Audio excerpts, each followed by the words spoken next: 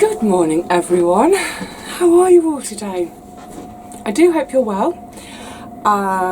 There are a few of you I know who've been a bit poorly recently. I hope things are much better. Our lovely Susie has just recently moved, so I hope you're settling in well. I hope you're all basically fine and dandy. I am too, thank you very much. So, oh my goodness, busy. I haven't done any gardening for a whole week. All I've done is come down to water and to harvest. Just been frantically busy with other things, including sewing, trying to get some bunting made to put on sale, which I think by the time you see this video, yes, the bunting will be on sale. Ridiculously tardy, I know. And I think for future planning, now that I've had a full year, it's almost the 1 year anniversary of me having my shop. So now that I've had a full year of both the garden and doing my YouTube and having the shop and doing sewing, both for the shop and mostly private commissions, I can kind of see the rhythm of the year now, and I can see where I need to do more sewing, less gardening, more gardening, less sewing. We live and learn, don't we? Anyway, yes, so it's been a frantically busy time. Really long days. Oh my goodness. I might need matchsticks for my eyes soon. But yeah, it's great to be back in the garden today. The absolute priority is to get my blinking brassicas in. I've been talking about getting the brassicas in for 2 weeks, I think. Actually, can you see in the shot there? I don't know. I'm just going to tip you guys a bit. So, can you see up there? They're drying beautifully, and I still didn't get round to threading them all down through the wire. Just haven't had a moment. Right, bringing you back to me. There we are. So, yes, the brassicas are overdue going in. I also now need to get my red onions out. Now that the whites have dried quite a bit, I can make space for the reds. Yeah, it's funny, there are a couple of days where I had planned to come down here to do the brassicas, and just wasn't feeling it. I had a couple of really horrible joint days. I don't know why, but my joints were particularly bad and particularly painful. So I sort of delayed. Excuse me a tick. I sort of delayed. Anyway, this morning, I just said, do you know what, Vivi? Just blimmin' get it done, because, you know, imagine if I got to the winter and I didn't have any brassicas, there'd be no point sort of going, poor me in the winter, when it's my own fault for not putting the work in the summer. And you know, that's the bottom line with growing your own food, is if you don't put the work in, you ain't gonna get the food out. You know, barring disasters like the weather and drought and all those kind of things, which are out of our control, there is no reason why we can't all have masses of food come out of our gardens. It just means we have to put the work in, and on those days when we feel like we're about to make an excuse, is to nip that in the bud and say, you know what, no excuses, get to the garden, do the work. Yay! I'm sounding a bit harsh this morning, aren't I? It's probably because I'm a bit wound up. I'll just tell you very quickly. On the way here, I've been to the post office. Now, there's usually a queue at my post office. I don't mind, it's just one of those things, isn't it? A queue? Well, it's to be expected. The way I look at it is, a queue is a chance to daydream. It's a chance to plan my day. It's time to just let all the thoughts go and just stand there and be lost in my moment. But oh my goodness, the woman behind me, no idea of personal space. Absolutely zero. She was right up. She was probably, she can't have been more than a couple of inches away from actually touching my body. And I sort of moved a little bit, and I shuffled and I moved, just because I wanted my own bit of space. I don't want a lot of space, just a bit. But every time I sort of moved slightly, she was like, yeah, shuffling up. And she was breathing. Now, okay, we all breathe. But she was just breathing so loudly. What is it about that? Oh, I don't know. But honestly, it was just so annoying. I don't know why that annoyed me so much, but it really annoyed me. And then the man in front of me, so annoying, started whistling. Now, I don't mind whistling. I whistle a lot myself. But he was doing that kind of tuneless whistling that's just like... It's kind of like only one step better than her breathing. Pair of flipping wind-up merchants. Anyway, my parcel is posted, that's the main thing, and I'm out of there. And now I'm in my lovely garden, and it's peaceful, and it's quiet, and it's warm. We're supposed to be clouding over, which will be a good thing, because I don't want to be in blazing sunshine all day today. So, yeah. Equanimity, Miss Gregory. Equanimity. Right, so let's get those brassicas in. And just to follow up from... I need that from doing the tuneless whistling. Yes, just to follow on from my last but one video, when I mentioned right at the end of that session that my cold frame exploded. I'll show you in a second. I've cleared up most of it, but it's really interesting. So on my Facebook page, I put a couple of photographs of it and explained what had happened. What's really concerning is so many people have experienced something similar. All sorts of things, glass garden tables, glass front doors, the glass door of an oven, a set of bathroom scales. Yeah, it seems like so many folk had had an experience of glass just shattering like that. The only thing I can think with mine is it's possibly something to do with that extreme heat we had, but it's 2 weeks ago, I don't know. Anyway, the main thing is, because it's safety glass, of course it's shattered into millions and millions of little nubbles of glass, so there was no sharpness to any of it. I mean, there's some sharpness, but it wasn't like there were great long jagged shards anywhere. So no, I didn't hurt myself. I didn't get cut, thank goodness. Also, thank goodness the cats weren't around at the time. I closed all the sides up so the cats couldn't even get in there. And then a couple of days later I did come back to clear up because there was just masses of glass in all the brassicas. So there is still glass around, I'll show you, but at least all the plants were okay. No plants were damaged in the breaking of this glass. I wasn't damaged, but I've now got a big hole in my cold frame. I'm going to replace it with Perspex. I know that doesn't have quite the same insulating property as the glass. Generally speaking, when I've got stuff in the cold frame, it's at a time of year when we're usually beyond, or we're around about possibly having frost, but we don't tend to get them. If it looks like that next spring, what I'll do with anything that's in there that's already germinated, I'll just chuck a load of fleece over it to give it a bit of protection. But yeah, I'm definitely going for Perspex. I don't want that glassing again. It gave me such a fright, and it's actually made me nervous to even go near the cold frame or touch it. I've been opening and closing the windows all season, opening and closing the top according to the needs of the plants inside, but now I'm thinking I don't want to touch it. Actually, let me go down there and show you what I'm talking about. It's almost like I've jumped back 2 months, isn't it, with a deck full of little plants. Yeah, so I had to stash the deck chair away momentarily.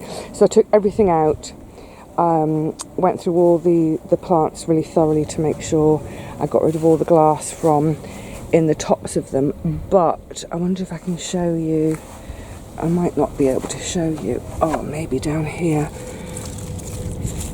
No, I don't think I'm going to be able to. Anyway, the thing is, in the bottoms of all the trays, there's still a load of glass. So as I get everything planted out today, you can see. Can you see in there? Yeah, as I get everything planted out, and as I empty all these trays, then obviously I can just tip any of those last fragments of glass out of the trays into my metal bucket, and then get everything wrapped up in newspaper to be disposed of. But over in the cold frame itself, the bogey cold frame, you can see there's still quite a lot to clear up, but all these bits are so little. And I was thinking, oh, can I kind of get my finger behind it and scoot it down? But of course it's kind of blocked at the end.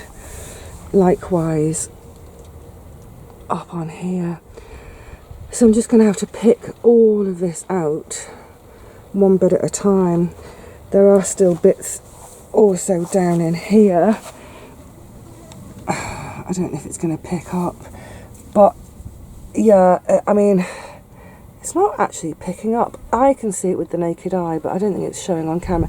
But there's loads of bits in there too. But to be honest with you, I think they're just going to have to sort of stay in there, because frankly, sorting glass and gravel, I'm not really up for doing that today. Anyway, yes, so at the moment it is standing empty. It's actually probably not a bad thing that, oh yeah, there's a couple more trays here, that I brought everything out, because we did have a few drops of rain yesterday, so they've all had a nice watering. And yes, it is high time to get this gorgeous little lot planted. Oh, look at this kale, it's gorgeous, isn't it? It's just a purple kale. Right, so without further ado, let's get planting brassicas. Right then, high time. Let's get some brassicas in. I've had a slight change of plan with all the brassicas. I don't know why I sowed quite so many, because looking at where I've got spaces to put them, I don't have enough space for either sprouts or cabbages. Now, seeing as I haven't had great success with sprouts over the years, they're the ones that I've decided I'm not going to bother with. So we've got a couple of new pot holders down, and they're actually here today. They're busy clearing some land, so I've said I'll hold on to them for now, and then if they can get a bit of space cleared, they will be welcome to them. So I'm just going to go with the Savoy cabbages here where I had the lentils, and then just there I had a nasturtium that was massively taking over. So what I might do, and there's a little bit of space there, I might just bung a couple of sprouts in, just to see, because what I've tried to grow in the past, it's all been the variety called Groninja.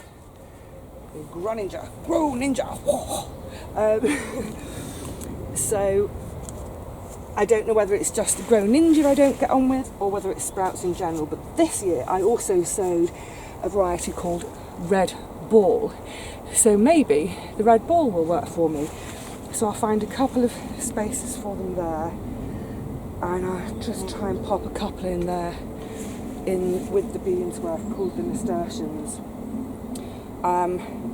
Then once they're all in, I'll get my net tunnels back on. I'm not going to have time to build proper net cages for everything, but I will need to, because with all our brassicas, we've got three main issues, pests, possible problems.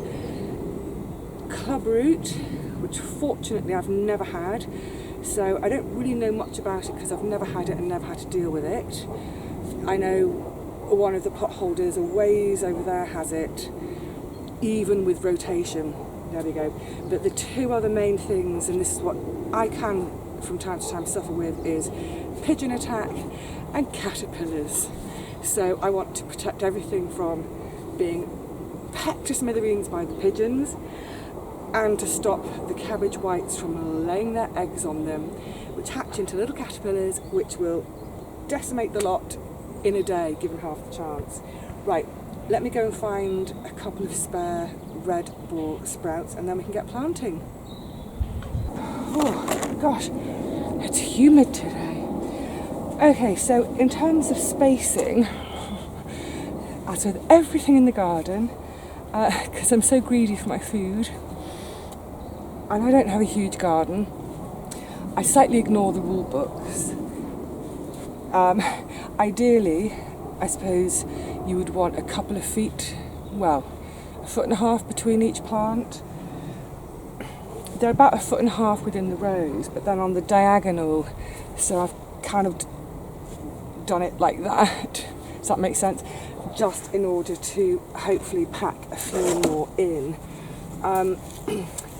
With something like the Cavallo Nero, the Tuscan kale, I plant them way closer because they're such a tall, they're a tall skinny plant, so it's fine. We've had a drop of rain yesterday, not a huge amount, but there is moisture. There is moisture in the soil, which is great. So, yeah, obviously ready to go out. But I will, all the same, I will give everything a good watering after it's in. And the main thing, there we go. Sorry, it's a bit of a stretch.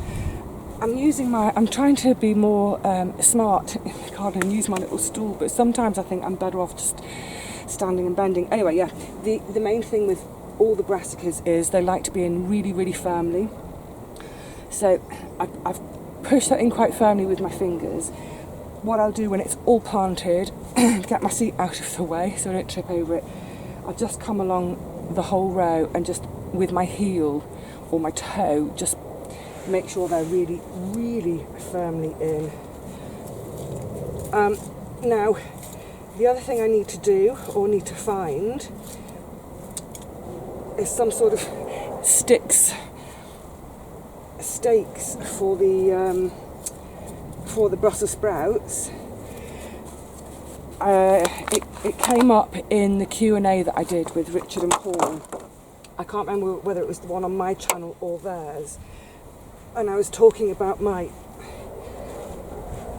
general uselessness with sprouts. And Paul asked me, had I staked mine last year, and I hadn't. And he seems to think that it's a good idea to stake them, so stake them I shall. I don't know what with. I will find something.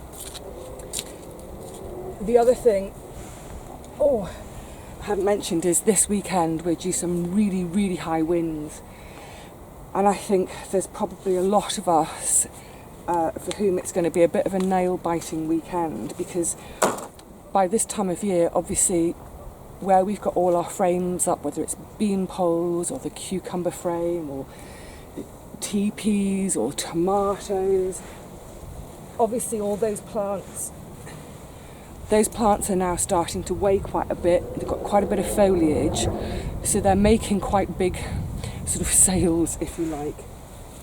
So I'm definitely concerned, and I'm sure, like I said, there are people all over the country who are going to be concerned about plants, structures coming down this weekend.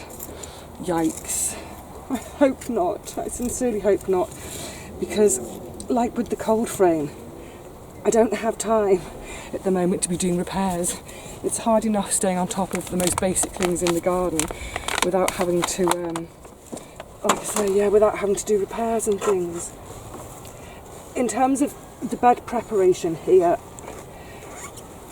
well, as you saw from the previous video when I pulled out the lentils, I haven't dug this bed over at all. I've just literally pulled them out. Where the peas were, again, I've pulled them out. Some of their roots are still down there, no matter. I'm not no-dig. I just don't have access to enough compost to be no-dig. However, I am what you might call less dig. So I didn't dig this bed in the past. As soon as the crop came out, I would have completely dug that whole bed over. But I'm trying not to. I'm trying to leave the soil alone as much as possible. The problem with my soil, and it will be the case for all these brassica beds, where they're going in and I haven't dug, hopefully all the beds they're going into haven't become too compact over the summer because they've either been really well mulched, say in the case with the onions, or there's been enough plant cover, so with say the new potatoes and the lentils, so that when we have had rain it hasn't pelted down and compacted the soil. So hopefully all the beds they're going into aren't too compact. What I need to do now, because obviously there's a lot of gaps between these plants, there's a lot of bare soil, the last thing I want to do is leave all bare over the whole winter, because it really will get a hammering from the rain that can leach nutrients out, it'll compact it, it'll be a nightmare come next spring when I want to put something in. So one of my top priorities over the next few days and the coming weeks is to sort out mulch to get onto these bare patches. I've got a couple of ideas and a couple of plans. I doubt very much I'm going to get time to do them today, but when I do, I will show you. You'll be the first to know. Okay, I need to stop nattering and get these in, because like I said, I get the Savoys in here where I dug up the new potatoes. That's going to be all for the purple sprouting broccoli. Where my white onions were, that's going to be the Cavolo Nero and a slightly more bog standard kale. Then I need to get the red onions lifted, and in their stead will go calabrese. And actually I should really try and get those red onions out today, because I think tomorrow, ahead of this real massive wind at the weekend, we are due thunder, lightning and heavy rain all day. So chop chop, Vivi, get on with the work.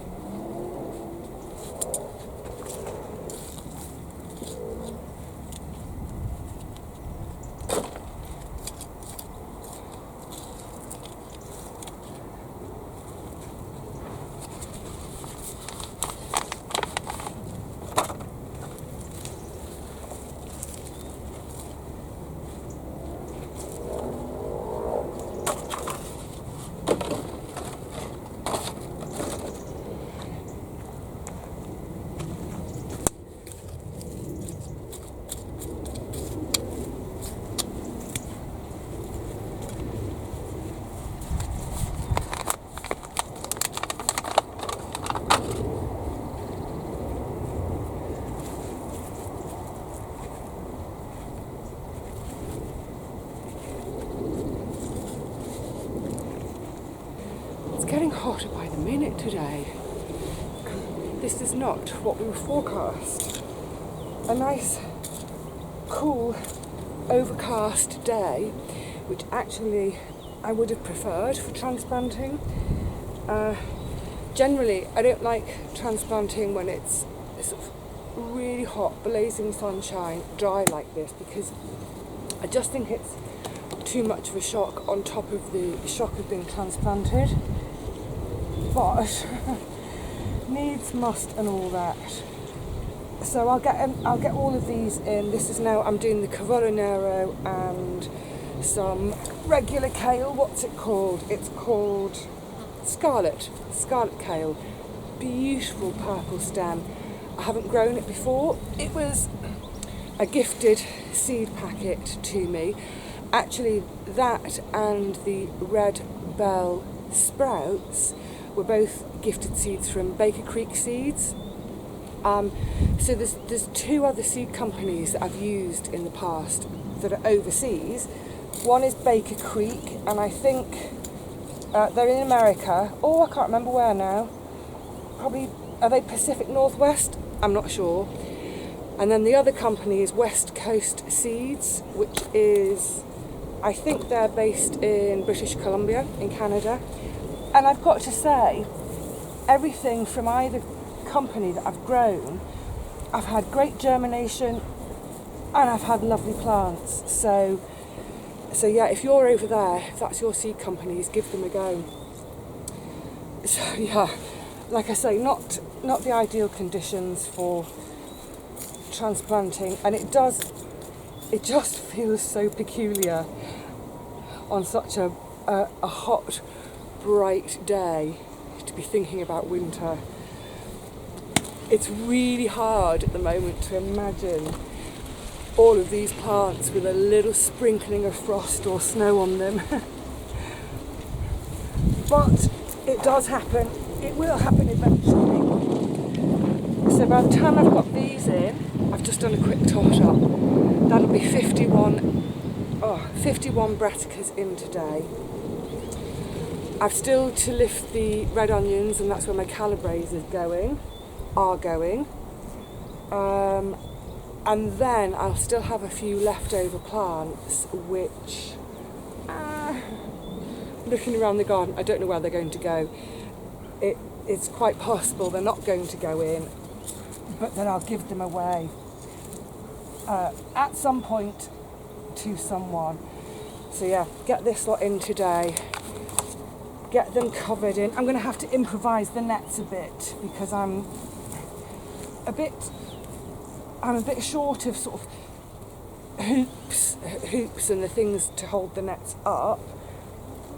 In previous years I have constructed frames from beam poles, sort of snapped beam poles, and then put nets on.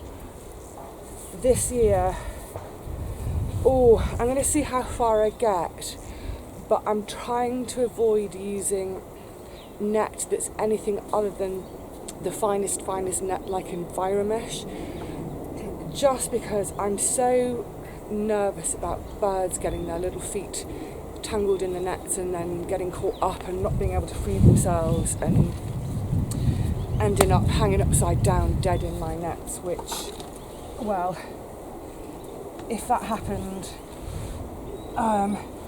yeah, I wouldn't be able to sleep very well. On a happier note, getting these into this ex-onion bed without having to dig up the whole bed is great. That mulch worked really well, and like I said, I've got other ideas for mulch elsewhere. So I'm just going to get on with this and enjoy. You're sitting in the lavender at the moment, and again it's full of butterflies. It's been absolutely beautiful this morning because it is warm and dry, and it has been fairly still this morning. The wind's just starting to pick up a bit, but it's been really still, so there have been so many butterflies. Today I've seen red admirals, peacocks, painted ladies, some meadow browns, some gatekeepers, some cabbage whites inevitably, a really tiny little blue that I don't know the name of, and quite a small little yellow, again I don't know the name of, so that's more for me to look up when I get home. Did you all do your butterfly count, by the way? I hope you did. I hope you had lots and lots of gorgeous butterflies flitting around you on the day of the count. I am going to, in a few days, after we've weathered this flint crawling up my bum, after we weathered this storm, I am going to do some work in the herb bed. There's quite a lot to do in there. And when I do, I'm going to talk about future plans for it. And the reason, get that in. The reason I'm mentioning it now is, missed an onion. I'm mentioning it now is because the butterfly and the bee activity in there this year has been absolutely wonderful. So it's made my thinking go in a slightly different direction. But we'll come to that as a separate video another day. I think for today, I think it's time for me to wrap things up with you guys. Get on with this work, try and construct some kind of Keith Robinson style netting. I'm spotting loads of little jobs to do in the garden, but nothing desperate hurry apart from getting those onions out. They must come out before the rain. So, on that note, I'm going to say cheerio to you all. I hope you're having wonderful harvests. I hope you're having the weather you need. It's always about the weather, isn't it? I hope you're spotting lots of beautiful butterflies and all the other pollinators whizzing about in your gardens. And for those of you who've got ponds, maybe you're seeing damselflies and dragonflies now too. Oh, yay, beautiful. Well, whatever you're up to, be happy doing it. Just take a moment to stop and be happy. I will see you all again really soon, I hope. But in the meantime, please take care of yourselves. Until then, cheerio.